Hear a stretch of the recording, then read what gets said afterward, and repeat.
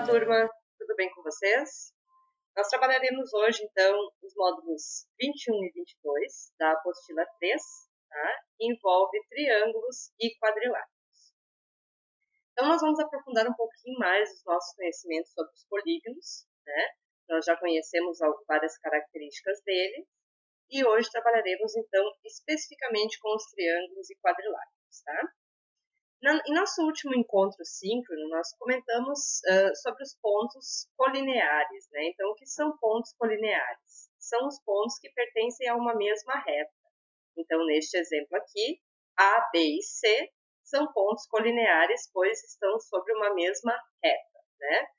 Os pontos P, Q e R não são colineares porque não estão alinhados, tá? Ou seja, não pertencem a uma mesma reta. Então, a definição de triângulo, ela parte deste princípio, tá? Então, precisamos definir três pontos não colineares, né? Então, para que o triângulo seja formado, os pontos não podem estar sobre uma mesma reta.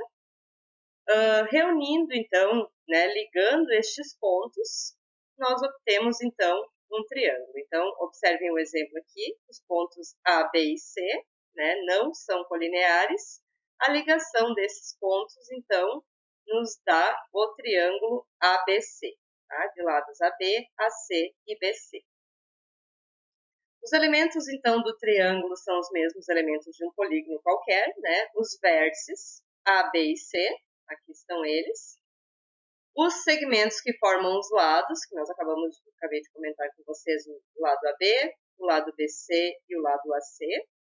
E os ângulos internos, então, ABC, né? ABC, quando então o acento circunflexo está sobre a letra B, estou representando o meu ângulo aqui do vértice relativo ao vértice B.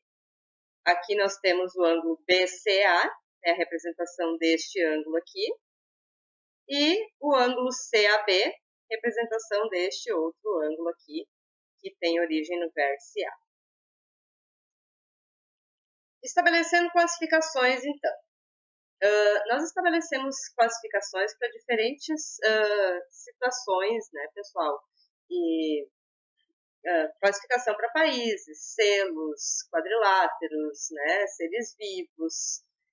E como são estabelecidas essas classificações, então? Tá? É procurado, então, propriedades comuns, né, que permitam agrupar esses elementos em categorias, tá? E algumas propriedades específicas de cada elemento diferenciam esses elementos dos demais. Algumas propriedades que escolhemos, então, são chamados de critérios, e dependendo do critério estabelecido, dois elementos podem ser classificados em um mesmo grupo ou em grupos diferentes. Na questão dos triângulos, nós trabalharemos, então, a classificação pela medida dos seus lados e também em relação a medidas de seus ângulos, tá? Então, essas duas combinações, né, elas formam, então, uma classificação dos triângulos. Elas são independentes entre si, mas elas podem vir, então, o triângulo ele pode ter duas classificações, uma quanto aos lados e outra quanto aos ângulos. Vamos acompanhar, então, a classificação quanto aos lados, tá? Triângulo equilátero. Equilátero, a palavra, então, já diz, equi de igual e látero de lado, né? Então, todos os lados iguais, né? Então, aqui, a quantidade de risquinhos aqui, ó, a mesma quantidade de risquinhos em todos os lados, indica que são lados iguais. O triângulo isósceles, ele possui dois lados de mesmo comprimento, ou seja, dois lados iguais.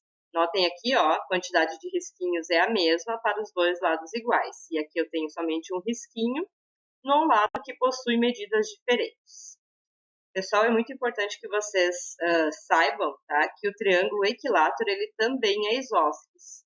Por quê? Porque para ser isósceles precisa ter dois lados de mesma medida ou de mesmo comprimento. E o triângulo equilátero possui dois lados de mesma medida, né? Só que ele também possui o terceiro com a medida igual.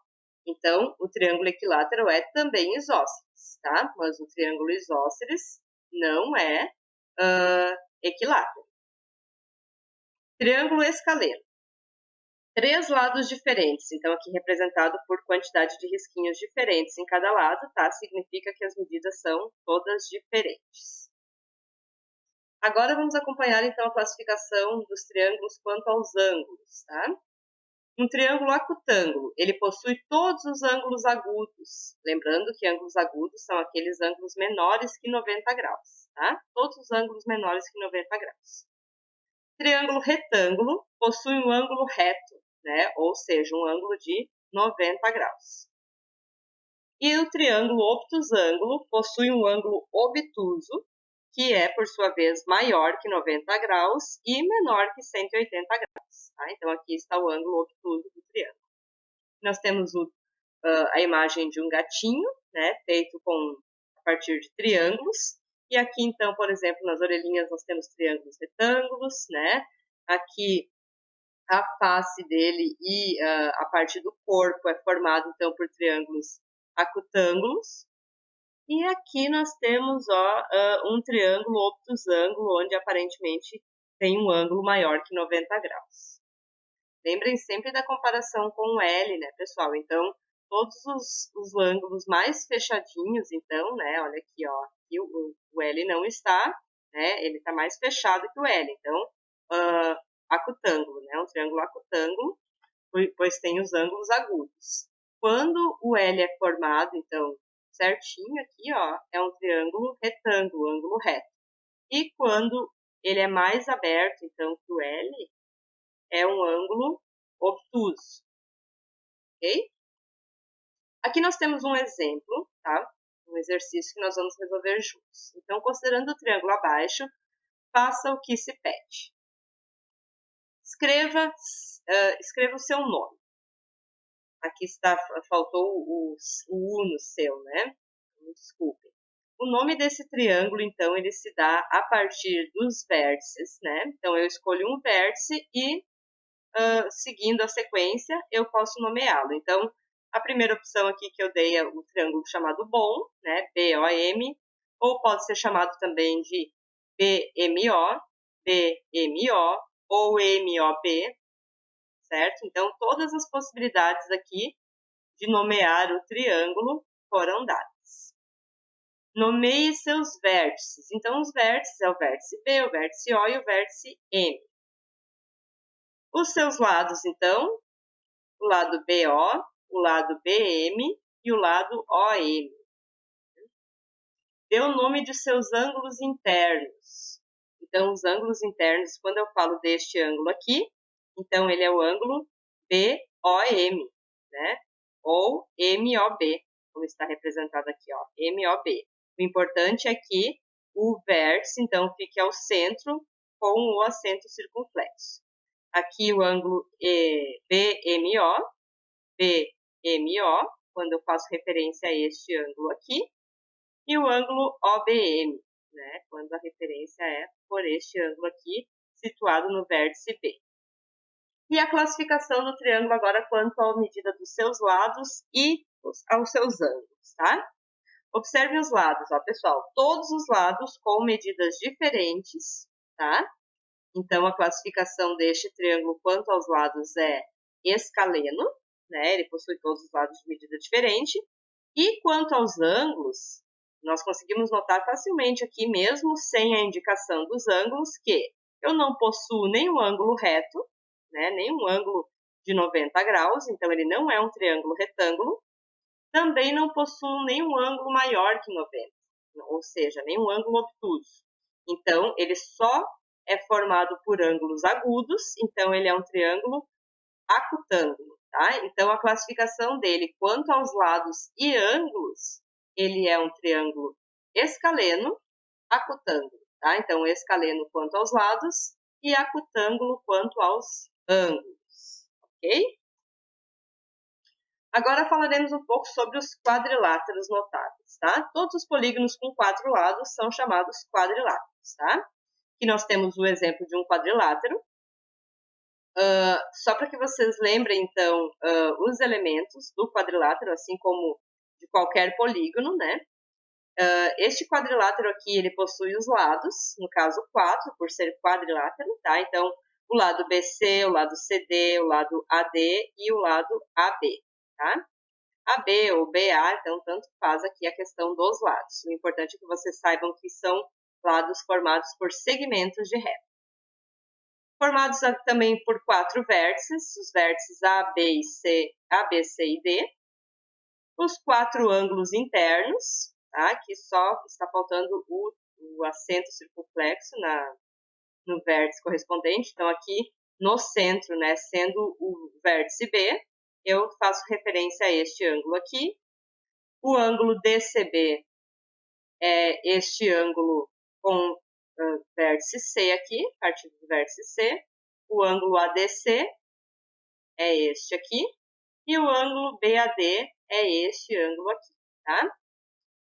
AC e BD são as diagonais, tá? Então, AC e BD são as diagonais. Nós comentamos também no nosso último encontro sobre as diagonais de um polígono, tá? O que seria, então, diagonal? A diagonal de um quadrilátero é o segmento de reta que une dois vértices não consecutivos, tá? Então, a definição de diagonal é a união de vértices não consecutivos, tá? Este exemplo aqui é sobre o quadrilátero. O quadrilátero, então, possui duas diagonais, tá? Porque nós temos, ó, este vértice A, o vértice D e o vértice B são consecutivos a ele. Então, caso a gente faça essa ligação, coincidiria com o lado, tá? Então, do vértice A, eu só consigo traçar, então, uma diagonal que encontra o vértice C. E com o vértice B e D é a mesma situação, tá? Aqui nós temos, então, um exemplo, né? Outro exemplo das diagonais de um quadrilátero. Os quadriláteros, pessoal, que possuem pelo menos dois lados paralelos, apresentam propriedades especiais e por isso são chamados, então, de quadriláteros notáveis. Aqui, aparentemente, nesses exemplos, eu não tenho nem um par de lado paralelo, né? Nenhum dos lados aqui é paralelo ao outro. Então, este aqui, ele não é considerado um quadrilátero notável.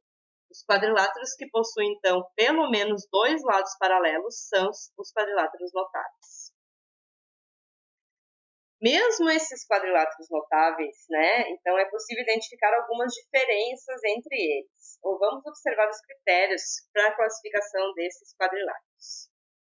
Quando temos, então, pelo menos um par de lados paralelos, nós os chamamos de trapézios, né? E quando temos dois pares de lados paralelos, eles são chamados de paralelogramo. Aqui nós temos, então, os paralelogramas. Olha os lados paralelos, pessoal. Aqui, este lado é paralelo com este. Então, é um par de lado paralelo. E este lado aqui, ó, das bases, é paralelo com este lado aqui da base inferior. Então, temos dois pares, aqui um par e aqui outro par de lados paralelos. Quem mais, né? Quais são os outros quadriláteros que apresentam esta característica?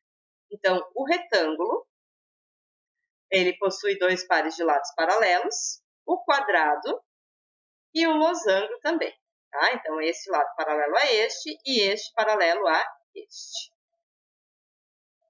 A classificação desses paralelogramas, então, nós vimos, né, o retângulo. Além dos dois pares de lados paralelos, o retângulo possui 4 ângulos retos. Notem que todos os ângulos do retângulo são de 90 graus. O losango, ele possui todos os lados com a mesma medida. Então, este lado é igual a este, que é igual a este, que é igual a este.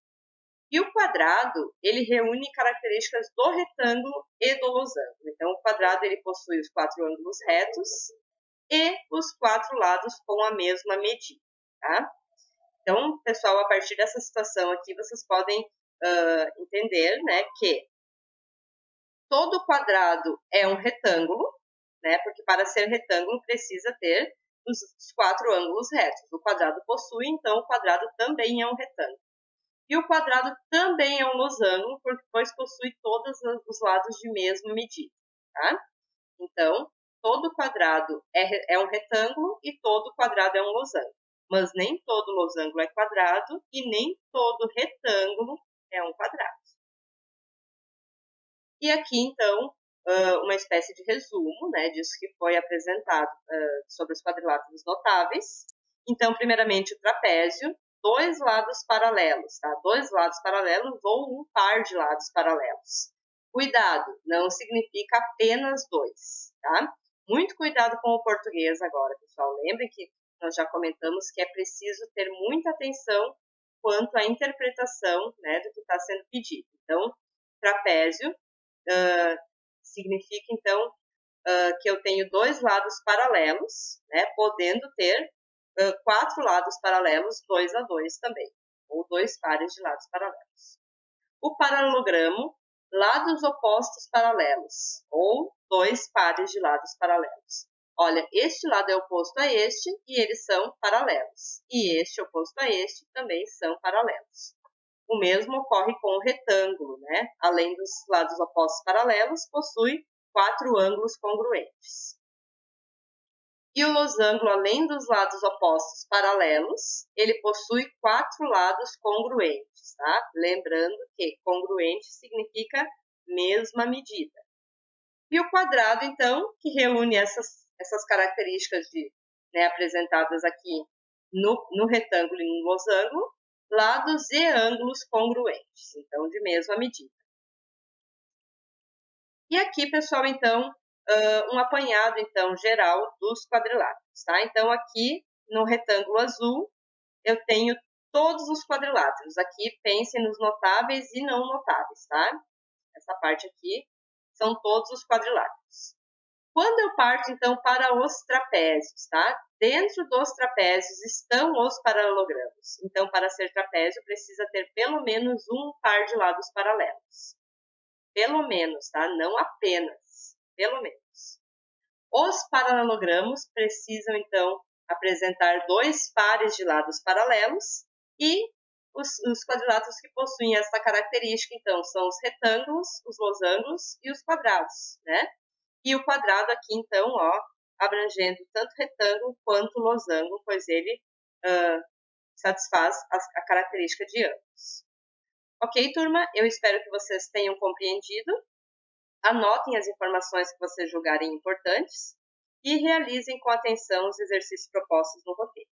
Um grande abraço e até breve.